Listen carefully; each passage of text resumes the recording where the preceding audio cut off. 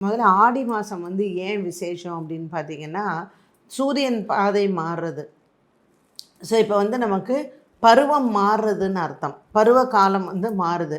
அப்போ நமக்கு இந்த தட்சிணாயன புண்ணிய காலத்தில் சூரியனுடைய பாதை மாறும் பொழுது, பூமி இப்போ வந்து என்னன்னு கேட்டிங்கன்னா, மண்ணு சம்மந்தப்பட்ட விஷயங்கள்னு அர்த்தம். பஞ்சபூதங்களுமே இந்த 12 மாதத்துக்குள்ள அடக்கம் தான். கிரகங்கள் வந்து பஞ்சபூதங்களும் ஆளுகின்றன. ஸோ இந்த இப்போ வந்து பார்த்திங்கன்னா, பிருத்திவின்னு சொல்லக்கூடிய மண்ணுக்கு பெருமை இந்த ஆடி மாதத்தில். அதனால தான் ஆடி பட்டம் தேடி விதை அப்படின்னு சொல்லுவாங்க. இந்த ஆடி 18ஆம் பெருக்கினுடைய அந்த விசேஷமும் அதை சார்ந்து தான்.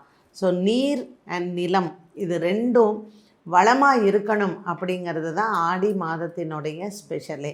ஸோ இந்த குலதெய்வ வழிபாடு அப்படிங்கிறது நம்ம வந்து தட்சிணாயன புண்ணிய காலத்தில் செய்யலாம் அப்படின்னாலும், முழுமையாக நம்ம குலதெய்வ வழிபாட்டை எப்போ வந்து நமக்கு அது முழுமை பலன் தரும், ஒரு வருஷத்தில் சித்திரை மாதத்துலேருந்து பங்குனி மாதத்துக்குள்ளே எந்த மாதம் உகந்தது அப்படின்னு கேட்டிங்கன்னா, மாசி மாதம் தான் உகந்தது.